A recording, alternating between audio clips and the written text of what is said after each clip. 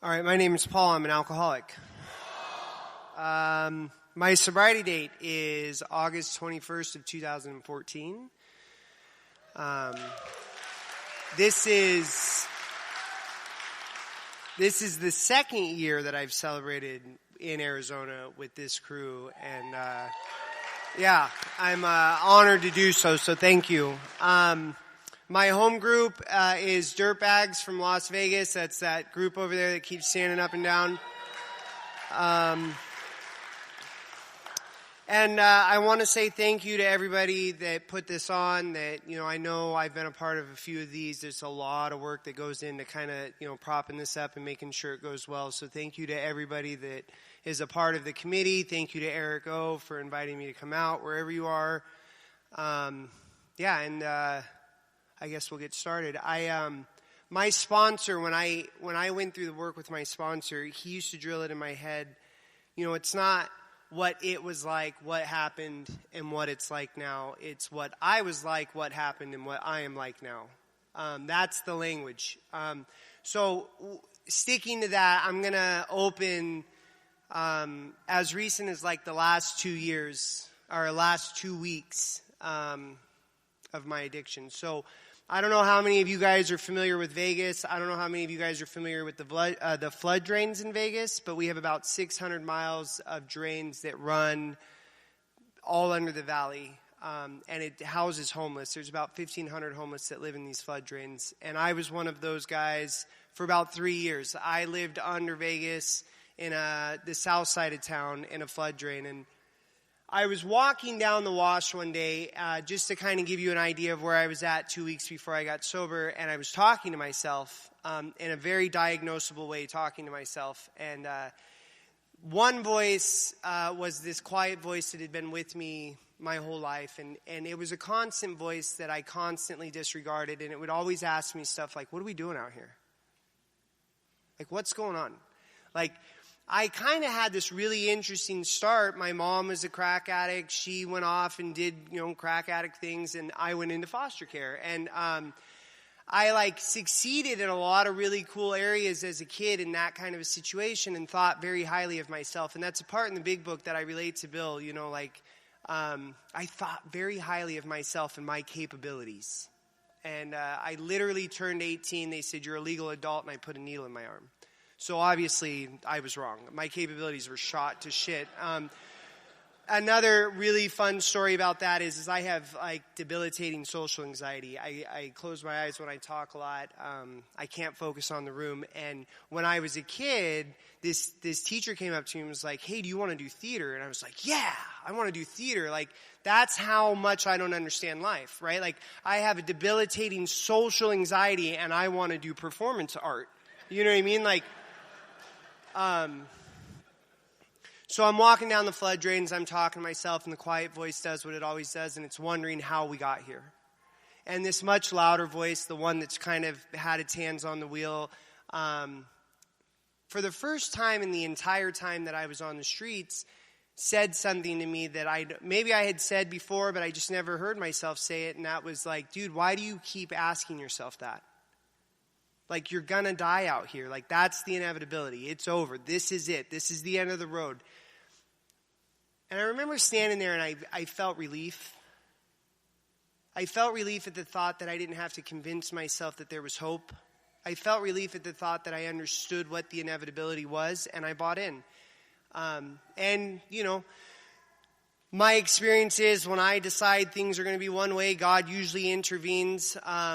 Fast forward 2 weeks, and my girlfriend swings a 2x4 at my head, and I decide that was it. That's where I'm going to draw the line in the sand, that I didn't want to be with her anymore. And I'm not really sure. Well, hold on, though. I'm not really sure what it was about a 2x4. She had pulled a knife out on me a month earlier, and we were cool. There's something about blunt force objects I learned I draw a line in the sand. So I'm plotting my escape from this scenario, and that takes me having to wait for her to go to sleep, because like I said, I live in the flood drains, and I'm on the south side of Vegas, and there's there's this flood drain that I had seen about 21 miles away. I Googled it because I hate lying to you guys. So it's 21 miles away exactly. It's not about. And there was this tunnel down there that I had walked by, and it was empty.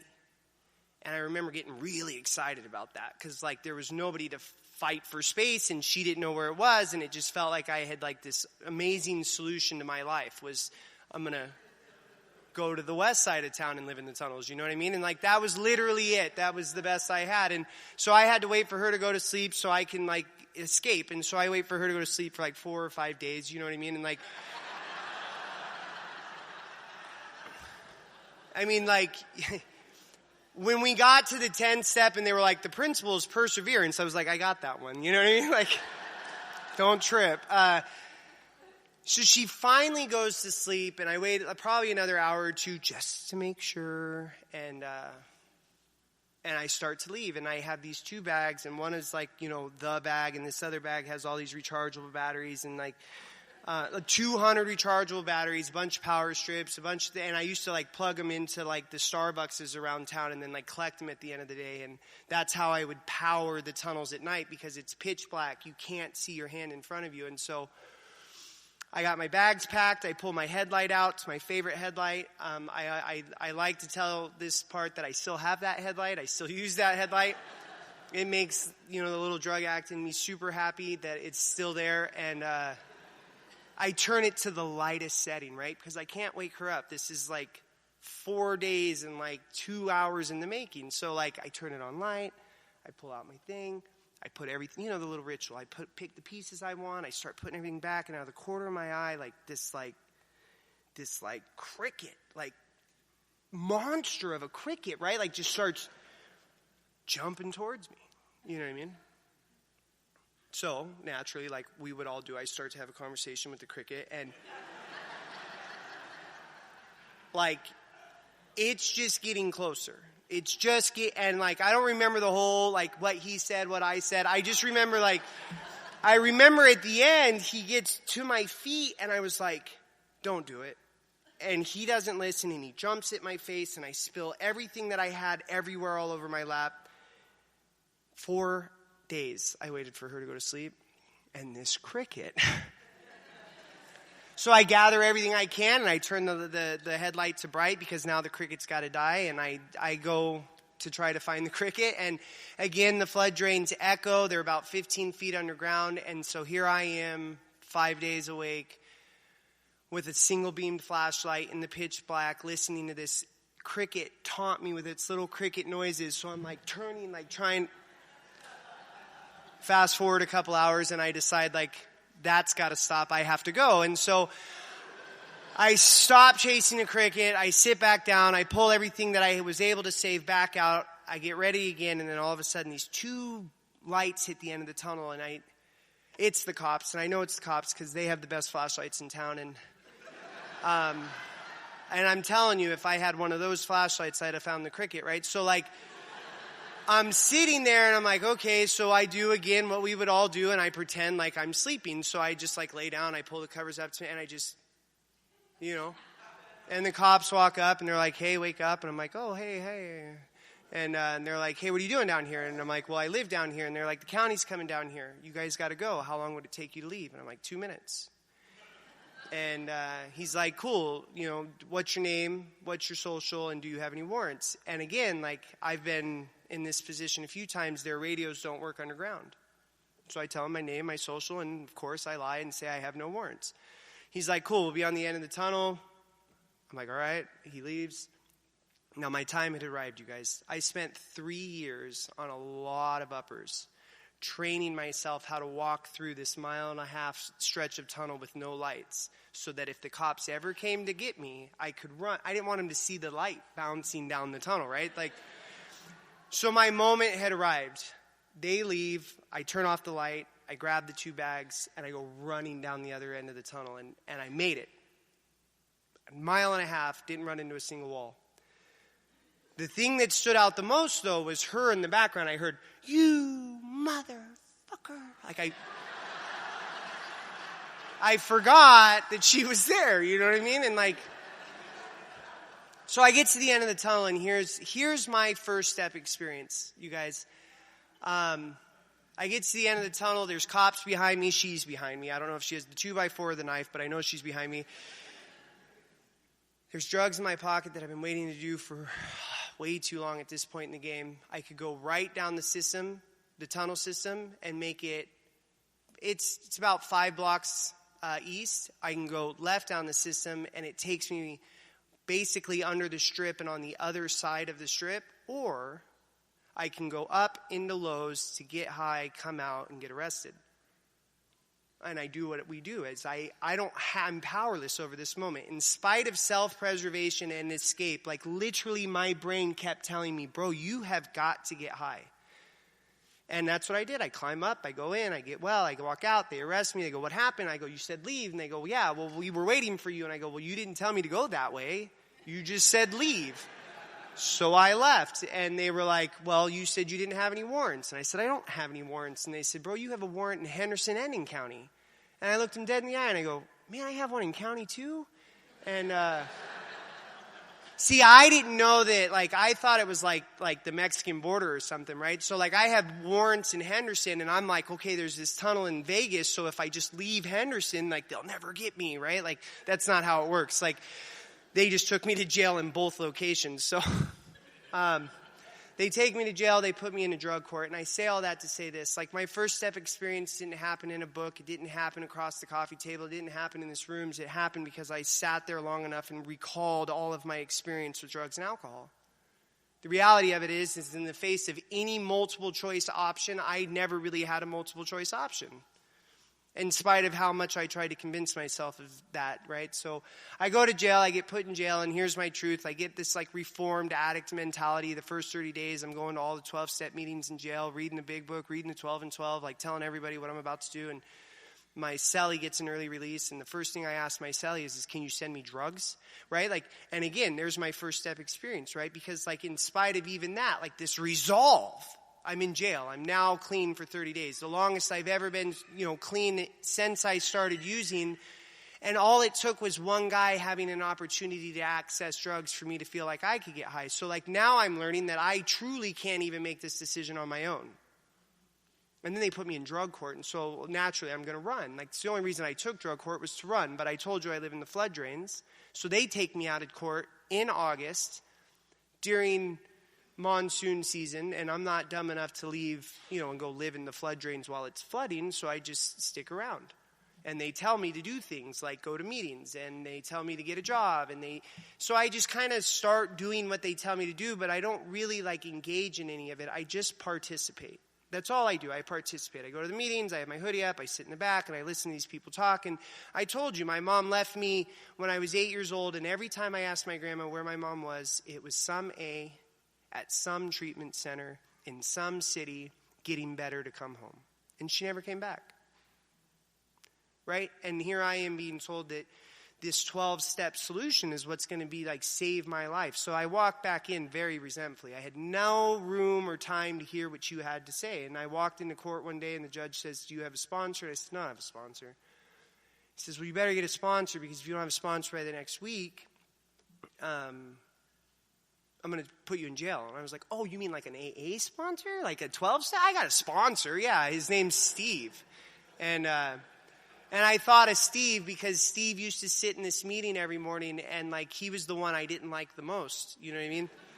And he would sit there and he would share every morning, and every morning he would say, hi, my name is Steve and I'm an alcoholic. Thank you, God. Thank you, God. Thank you, God. And then he would start sharing, and I'd be like, what the fuck is that? What the fuck is thank you, God? Not even once, 3 times, and I would cringe every time. And it's like, now I had to ask thank you, God, Steve, to be my sponsor. You know what I mean? Like, so I go and I ask Steve to be my sponsor. And the first thing Steve says is, like, everybody in your house asks me to be their sponsor. I'm like a paper sponsor. I sign this paperwork for the judge until the court finds out that I'm actually not doing any work. And then they want to do the work, but it's too late because they go to jail. And the only thing I heard in that entire explanation was, they ask you if I'm doing the work? Right? Like, that's all I heard. Like, the judge calls this guy? Like, I got to actually do this thing. So I start doing it. And like, I don't, again, the first step, second step, doctor's opinion, whatever, we're reading. Next thing you know, the guy says, hey, can you get on your knees with me and hold my hand?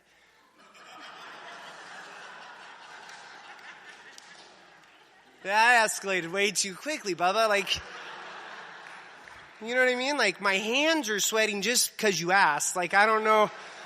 I'm not really sure how that's going to progress. So, but I do it, right? I hold his hand. I get on my knees. I read the prayer. He reads the prayer. We try to read the prayer awkwardly together, each of us not really in line. And I'm like, he's like, did you feel it? And I'm like, awkward? Yes, I felt it. Like,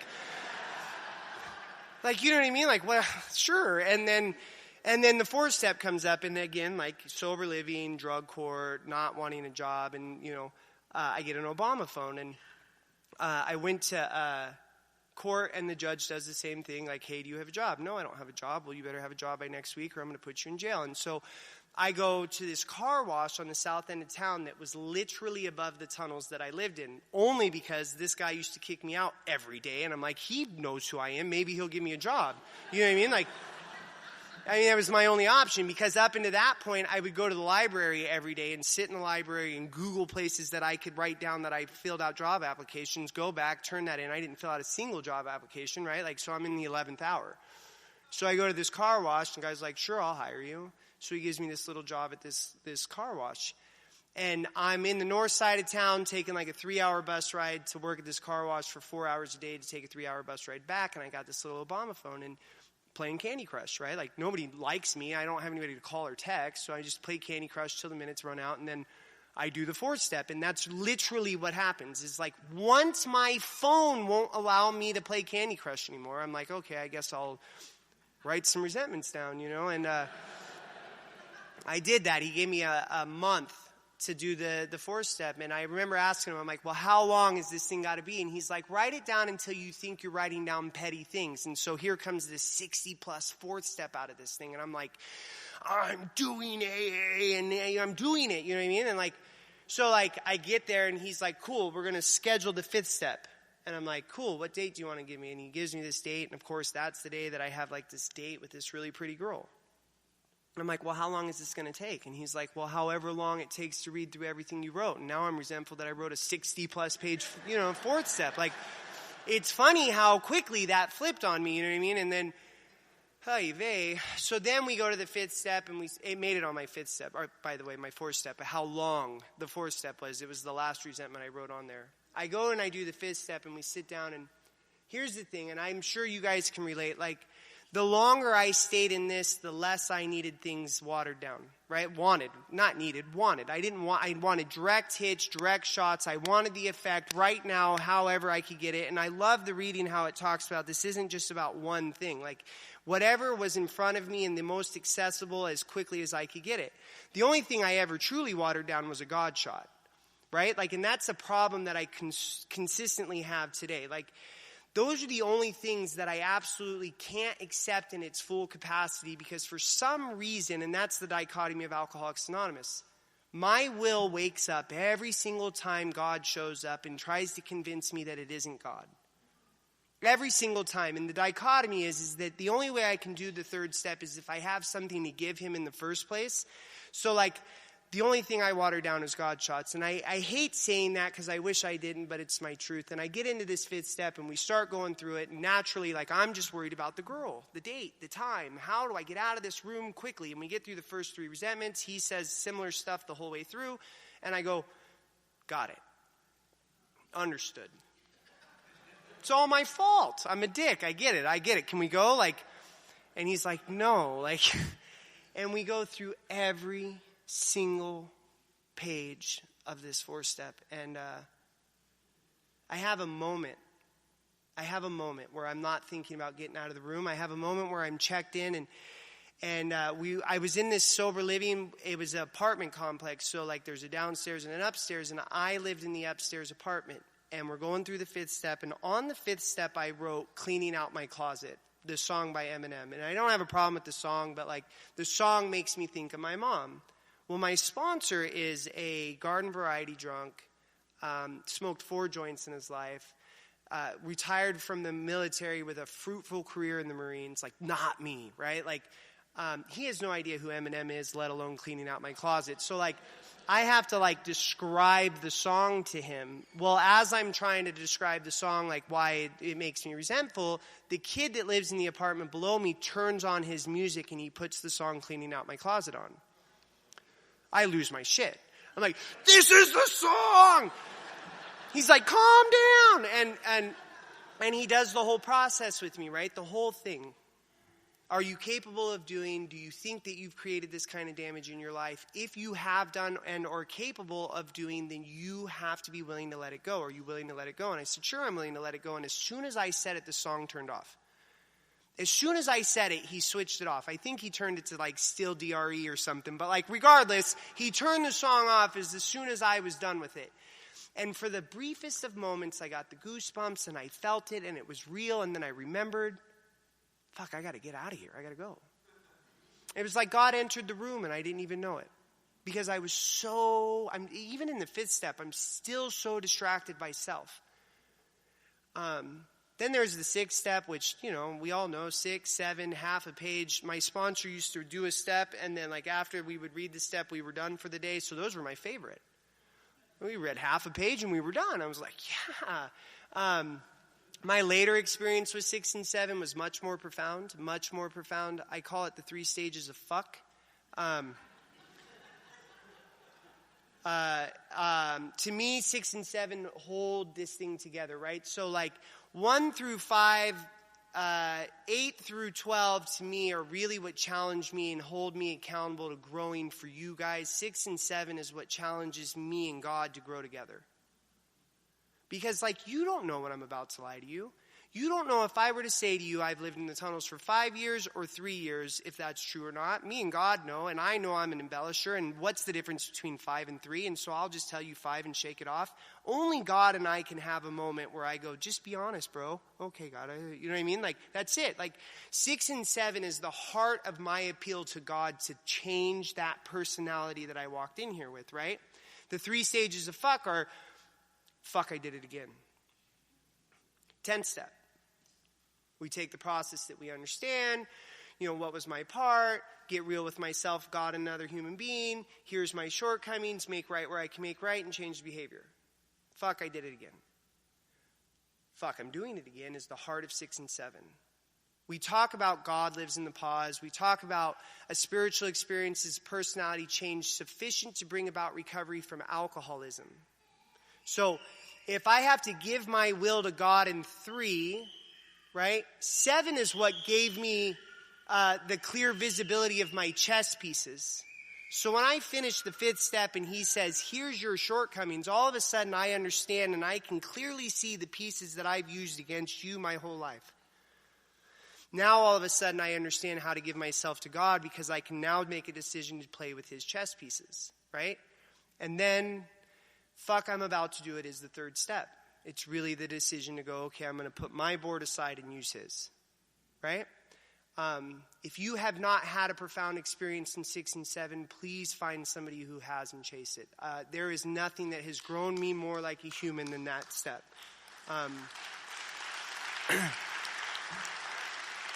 So then we get into 8 and 9, and what I can tell you is like, initially I get into 8 and 9, and I'm in drug court, and this is my truth. I'm not allowed to talk to anybody. I'm not allowed to talk to my mom, my grandma, anybody. None of my family, none of my friends, none of my past. So my sponsor's like, we're at the 9th step. Are you ready to make an amends? I'm like, yep, because I know I can't. You know what I mean? Like, I know I'm not allowed to, so I'm ready. Let's do it. Let's roll into 10, because can't do it, you know? And later on, what happens for me, though, is I have this really, really, really stark experience with 8 and 9, and it's hard to, like, sell this program, right? Because, like, everything I'm about to tell you is not anything that's appetizing on the front end. I call my dad. My dad wasn't in my life ever.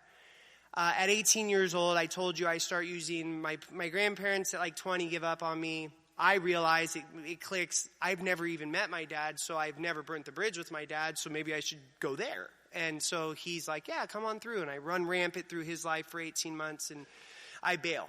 That's literally the long and short of it. And so I call him. I'm just over 2 years sober. I've got a son, and it's just time. So I call him, and what happens is I pull out my big book because I don't want to talk to this dude. I don't even know this dude. And I just read what the big book tells me to do on the 9th step. And I hate to say it, but it's the only 9th step I've ever done where I read the instructions before I did it. And I walk into it, and I do the 9th step, and I'm like, hey, this is what's up. I tell him the whole thing. I do it just perfectly. And he goes, the fuck is this? Because I don't really give a fuck, bro. Like, you came in here, you ran through my life, like, you destroyed my marriage, you stole from my best friend who lost his business, then died 6 months later. Like, how are you going to pay him back? Like, you're calling me to tell me you have a grandson. Like, I don't even think you're my kid. Like, why don't you get, like, a fucking paternity test before you call and make amends? Please don't call me again. Okay. So I hang up the phone. Again, though, relief. Right? Like, fuck, it felt great, actually. And that's the dichotomy of Alcoholics Anonymous, right? So, like, the moment sucked. My head was screaming at me. You left. Fuck you. Like, you know, all the things I could have used to say to defend my pride and ego in that moment, I just didn't. I didn't because I read the book that told me not to do it. And that's where the relief came. And then I go to the next one. So let's go to my grandfather. So my grandfather, this poor dude, like, my grandfather was 38 years Navy, gets out, at 50 years old realizes his entire family is infested with drug addiction, goes to college to become a drug and alcohol counselor just so he can better understand his family. Fucker, like, you know what I mean? Like, you thought Family Day was bad. Like, my guy went to college to learn what not to do. You know what I mean? Like, you want to talk about boundaries, I was done. You know what I mean? Out the gate, we can't do it. We can't enable. God, I hate that word. It's the worst 2-syllable word in the dictionary, enable. Anyways, I go to him, and I have to admit to him that his wife, who he had been with since he was 13 years old, I had stolen money out of her purse for the last year every single day while she was dying of cancer. It went like this. She had cancer treatments at 8. She would get sick and vomit around 10. I was in the motorhome at 9:30 so I could be in her purse at 10:30 every day. Turns out she knew all about it. I didn't know that. She didn't get to tell me that. She died before I got sober. She told him that. So I tell him everything I think I owe him. And like I told you, I got emancipated at 17, but like, that doesn't mean I was responsible at 17. I showed up to his doorstep from 17 to 27 asking, begging for help. Always, repetitiously. I was not self-supporting. I go, did I leave anything out? He goes, well, as a matter of fact, you did. And he stands up and goes over to this drawer and he pulls out this ledger and he's got every dollar he ever spent on me from the age of 17 and on. To include every dollar my grandmother reported lending me.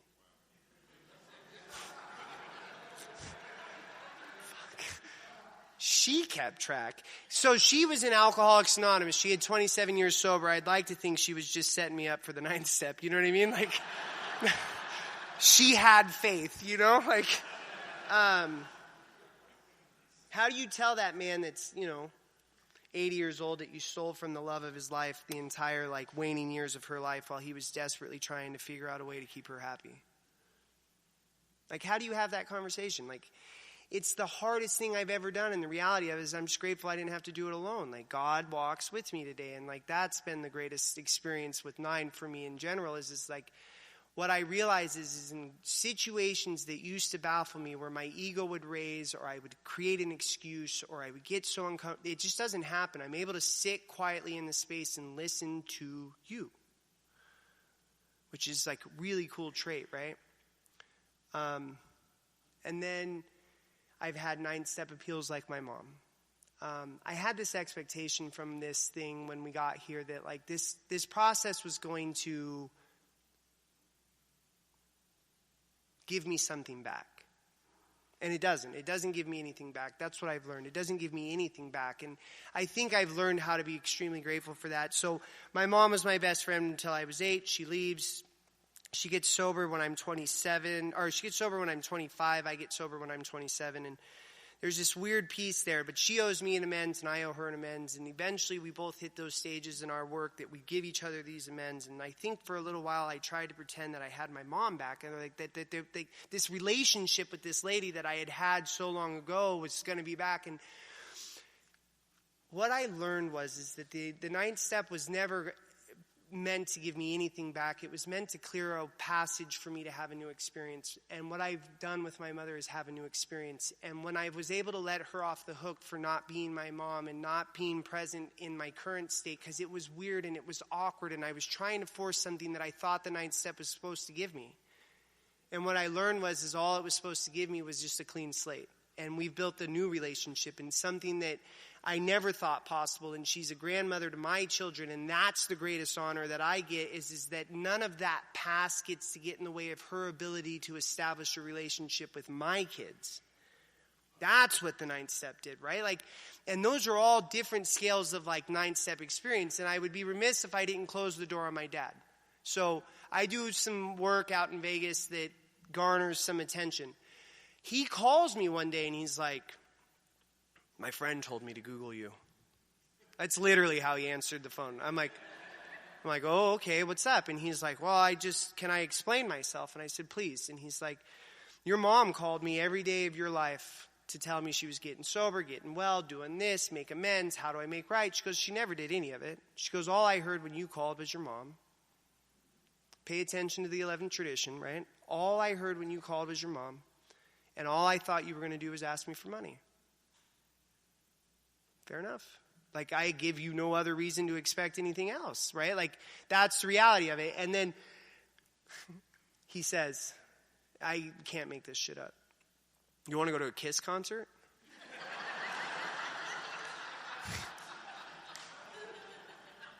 Thank God I read the book, right? Because it tells me I'm not allowed to say no. Like,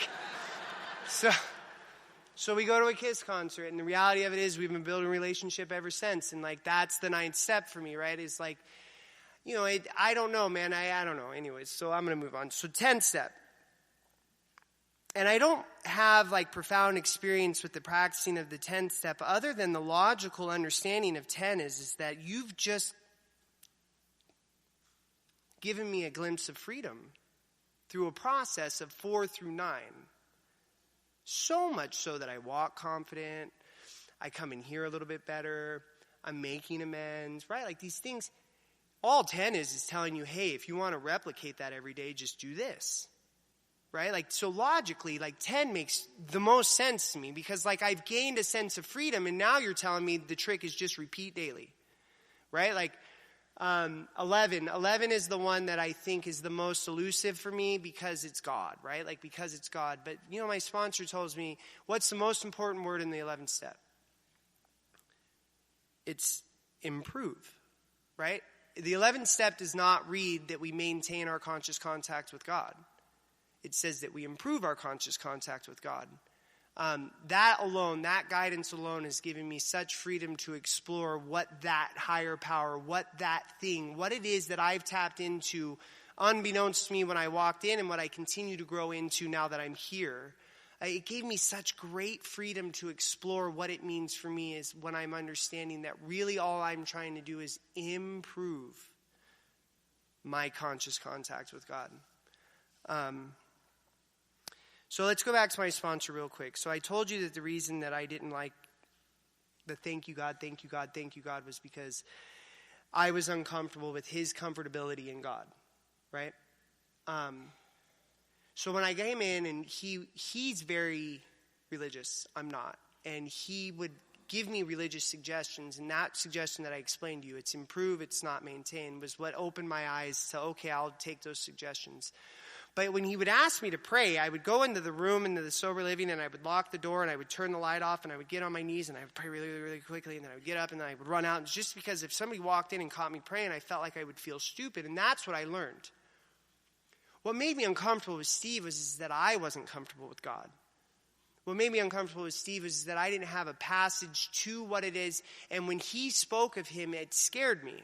It scared me, that level of confidence, that level of fearlessness, that being able to sit in his space the way he was able to sit and just be connected to God scared the shit out of me.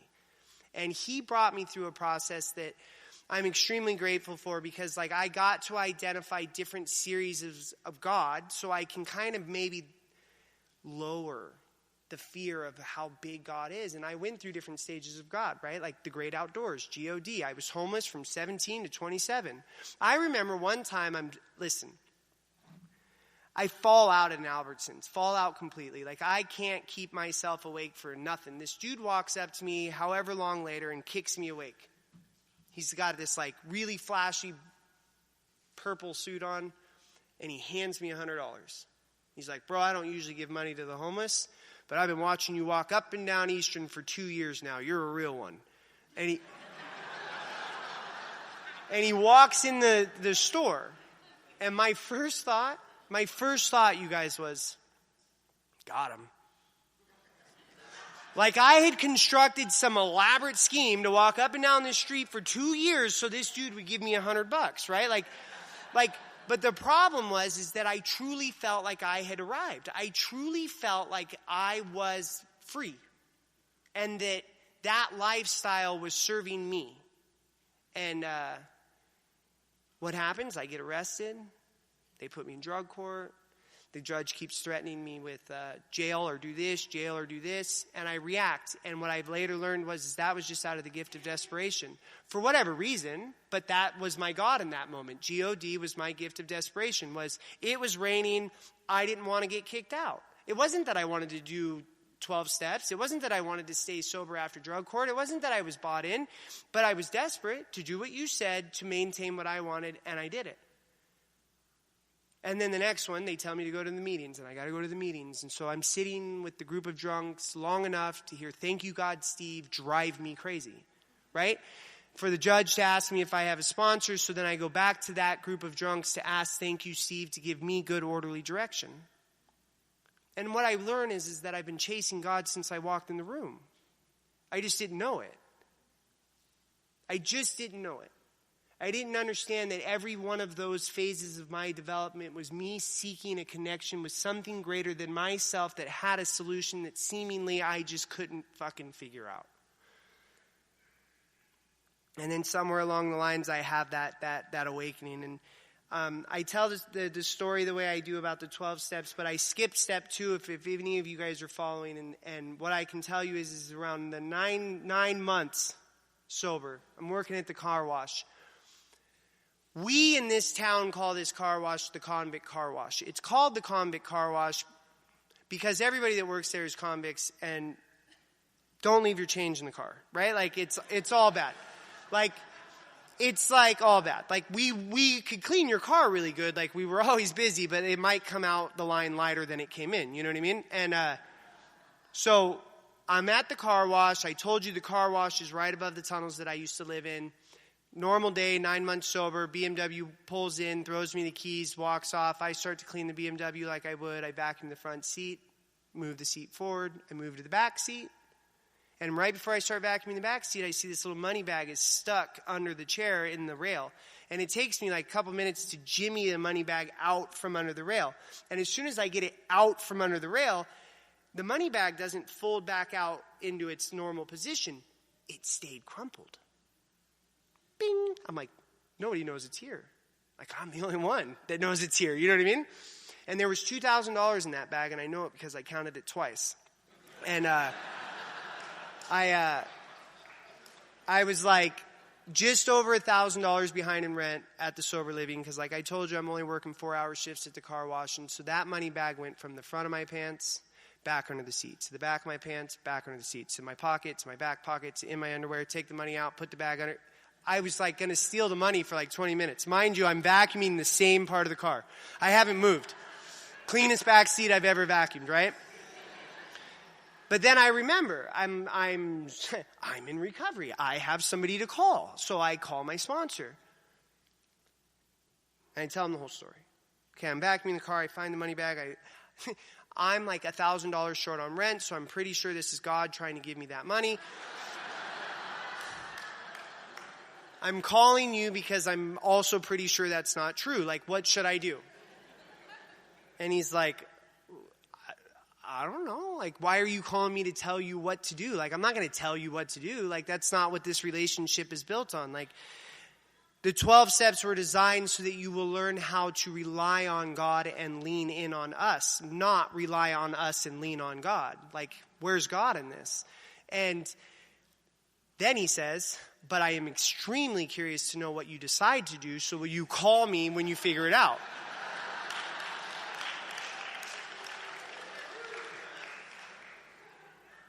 So, I throw the vacuum on the ground, I pick up the money bag, I walk over to the guy, I give the guy the money bag, I turn around, because now I'm angry, right? Like, I'm resentful. The concept that this belongs to him and not me isn't sinking in. You know what I mean? Like, so I give him his money back, I turn around, he goes, what's this?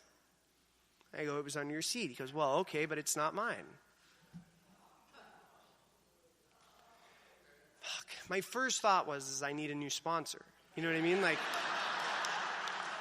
I couldn't be the only one that sees this. You know what I mean? Like, so now I'm hot. And mind you, I had only vacuumed the right side of the car. You know what I mean? Like, so I go back to the driver's side, did not clean it as well as I did the passenger side.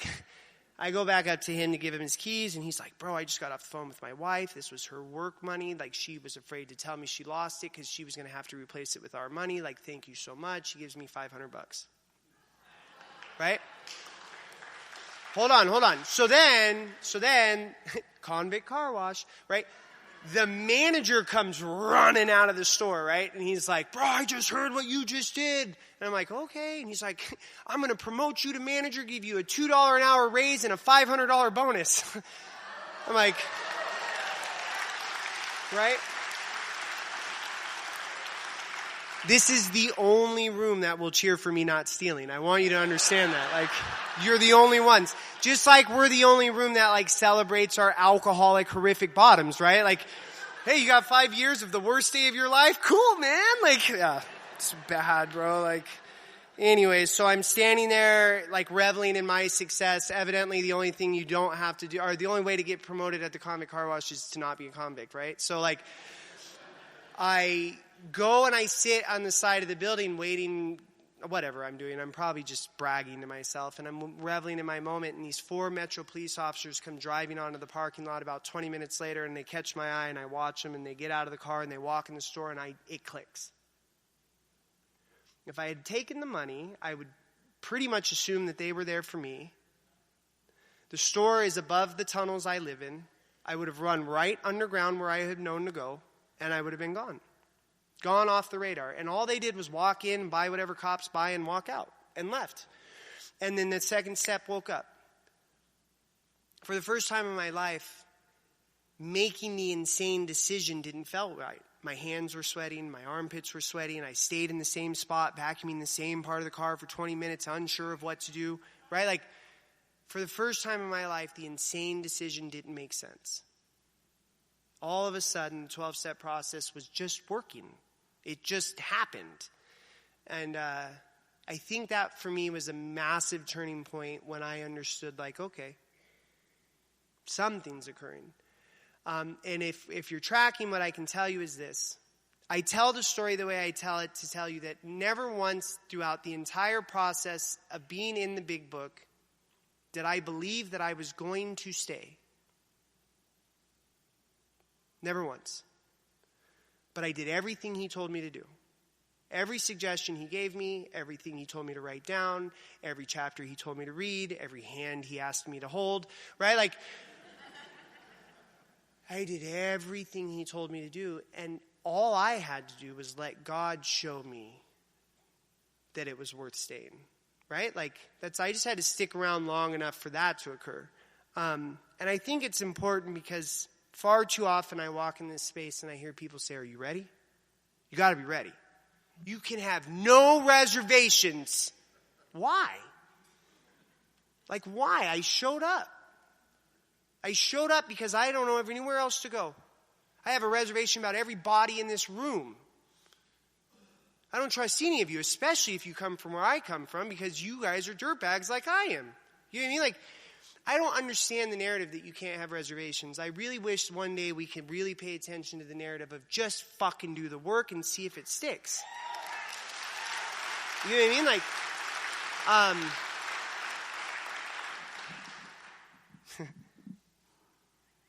sorry, get off my soapbox.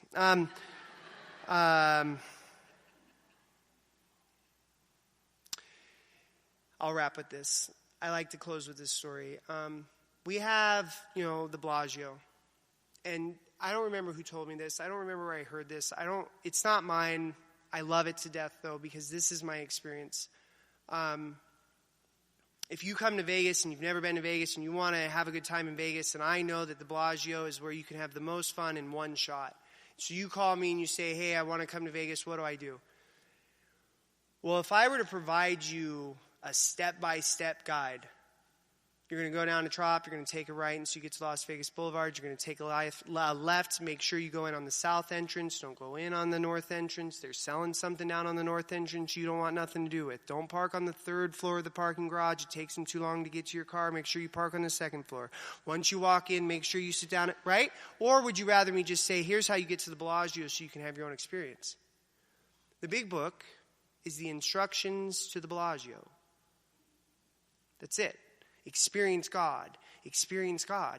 That's all I've learned that this was about, is that you guys knew how I could find that experience. You never knew what it was going to look like. You never knew what my experience with God was going to be.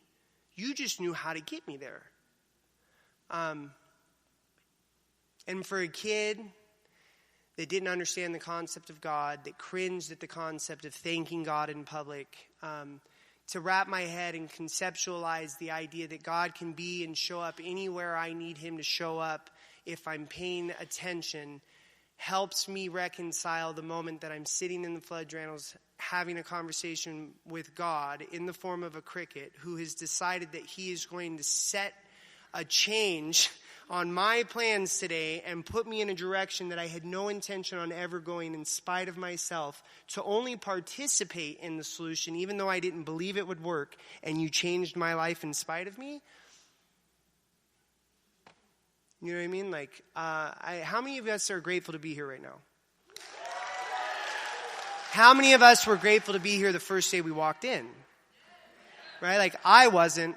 You know what I mean? Fuck you. Like, all of that. Like, I wasn't, because I don't know how to life. I just don't know how to life. And all you told me was, just find God. And you symbolized the whole thing. And it worked. And I'm super grateful for it. So thank you for letting me share.